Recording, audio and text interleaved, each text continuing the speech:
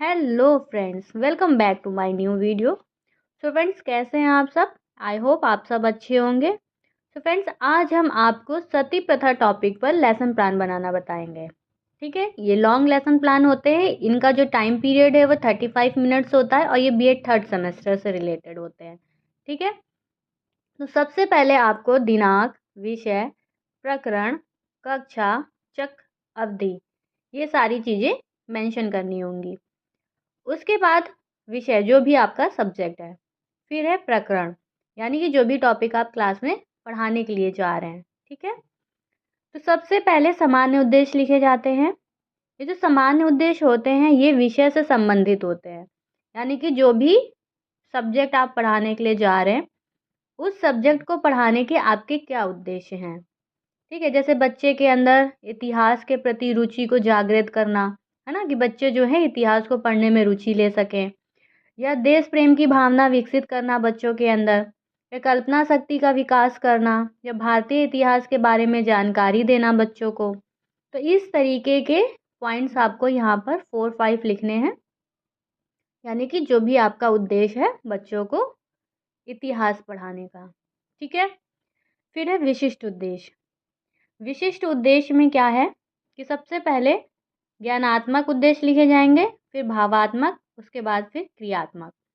तो जो विशिष्ट उद्देश्य होते हैं वो आपके प्रकरण, यानी कि जो भी आप टॉपिक पढ़ाने जा रहे हैं उस टॉपिक से रिलेटेड होता है। ठीक है, यानी कि जो टॉपिक आप पढ़ाने जा रहे हैं तो ज्ञानात्मक उद्देश्य में आप क्या लिखेंगे कि बच्चे उस टॉपिक को समझ सकेंगे, है ना, उसका प्रत्यय स्मरण कर सकेंगे, उसका बोध कर सकेंगे। इस तरीके के वर्ड्स को यूज़ करते हुए आपको ज्ञानात्मक उद्देश्य लिखने हैं। अब बात करते हैं भावात्मक उद्देश्य की। यहाँ पर आपको क्या लिखना है कि जो भी टॉपिक आप पढ़ाने जा रहे हैं उस टॉपिक के बारे में बच्चे क्या इंटरेस्ट ले सकेंगे, यानी उसको पढ़ने में इंटरेस्ट ले सकेंगे। ठीक है, या उस टॉपिक से रिलेटेड कोई भी चीज़ें हैं उनको जान सकेंगे या उसमें रुचि ले सकेंगे। इस तरीके के वर्ड्स को यूज़ करते हुए आपको भावात्मक उद्देश्य लिखने हैं। फिर बात करते हैं क्रियात्मक उद्देश्य की। क्रियात्मक उद्देश्य में आपको क्या लिखना है कि बच्चों ने उस टॉपिक से जो भी सीख ली है, ठीक है, यानी कि जो भी अच्छी चीज़ें सीखी हैं उनका वो किस तरीके से अपने जीवन में प्रयोग कर रहे हैं। तो क्रियात्मक उद्देश्य में आपको इस तरीके के टॉपिक्स लिखने हैं। उसके बाद है शिक्षण सामग्री, यानी कि टीचिंग एड्स। जो भी टीचिंग करते समय आप चीज़ों को यूज़ कर रहे हैं वो सारी चीज़ें आप यहाँ पर लिखेंगे। फिर है पूर्व ज्ञान। पूर्व ज्ञान यानी कि जो भी टॉपिक आप पढ़ाने जा रहे हैं बच्चे को पहले से ही उस विषय के बारे में सामान्य जानकारी है। अब बात करते हैं प्रस्तावना प्रश्न की। प्रस्तावना प्रश्न यानी कि इंट्रोडक्टरी क्वेश्चंस। तो इसको ऐसे दो पार्ट में डिवाइड करना है। एक तरफ टीचर क्वेश्चन पूछता है, दूसरी तरफ बच्चा आंसर देता है। ठीक है, तो आप 2, 3, 4 ज़्यादा से ज़्यादा 3 से 5 क्वेश्चंस पूछे जाते हैं, इससे ज़्यादा नहीं पूछे जाते हैं। तो जो आपके प्रस्तावना प्रश्न होंगे इसका बनाने का एक तरीका होता है जो कि आपको ऐसे जिगजैग फॉर्म में बनाना पड़ता है, यानी कि क्वेश्चंस में कनेक्टिविटी होनी चाहिए।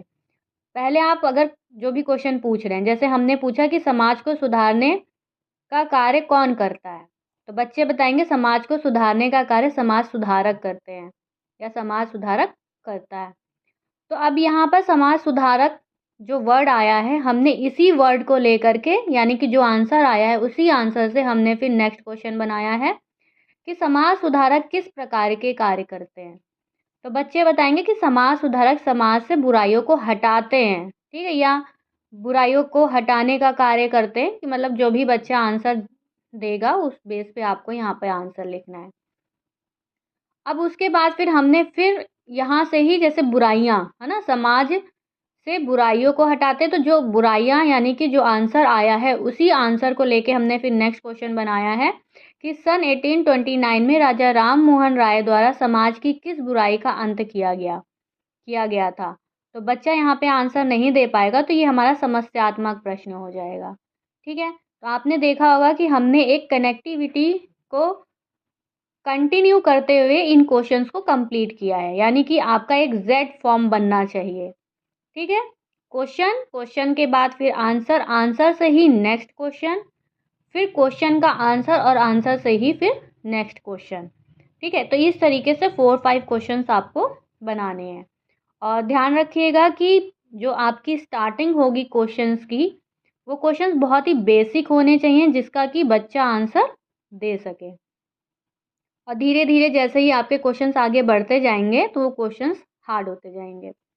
उसके बाद है उद्देश्य कथन। यहाँ पर हमारा टॉपिक आ गया। अब हम बच्चों से क्या कहेंगे, बच्चों आज हम सती प्रथा के विषय में विस्तार पूर्वक अध्ययन करेंगे।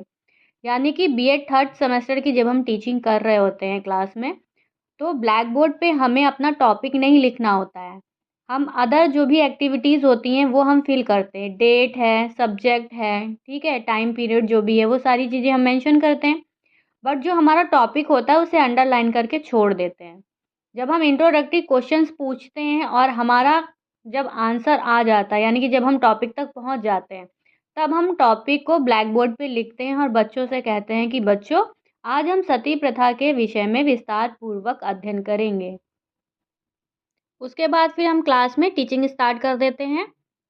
तो सबसे पहले हमें क्या बनाना है कि प्रस्तुतिकरण, यानी कि जो भी हम बच्चों को एक्सप्लेन करने जा रहे हैं। ठीक है, तो इस तरीके से हमें पेज को डिवाइड करना है। ठीक है, उसके बाद सबसे पहले हमारा जो टॉपिक है वो लिखा, उससे रिलेटेड 2 क्वेश्चंस पूछे, बच्चे उन क्वेश्चंस का आंसर देंगे। जो सेकंड क्वेश्चन होगा ज़रूरी नहीं कि बच्चा उसका आंसर दे, ठीक है, दे भी सकता है और नहीं भी दे सकता है। और यहाँ पर विधि कौन सी यूज़ की गई है, प्रश्नोत्तर विधि। उसके बाद फिर स्पष्टीकरण कर देंगे, यानी कि जो भी टॉपिक लिया है आपने वो यहाँ पर लिखना है, उसको एक्सप्लेन करना है। यानी कि जो भी बुक है आपके पास क्लास की, ठीक है, जिस भी क्लास की है, आपको उस टॉपिक को पढ़ना है। पढ़ने के बाद जो इम्पोर्टेंट पॉइंट्स हैं उनको ही सिर्फ यहाँ पे लिखना है। वैसे अगर पूरा बुक का लिखेंगे तो काफ़ी लेंथी हो जाएगा।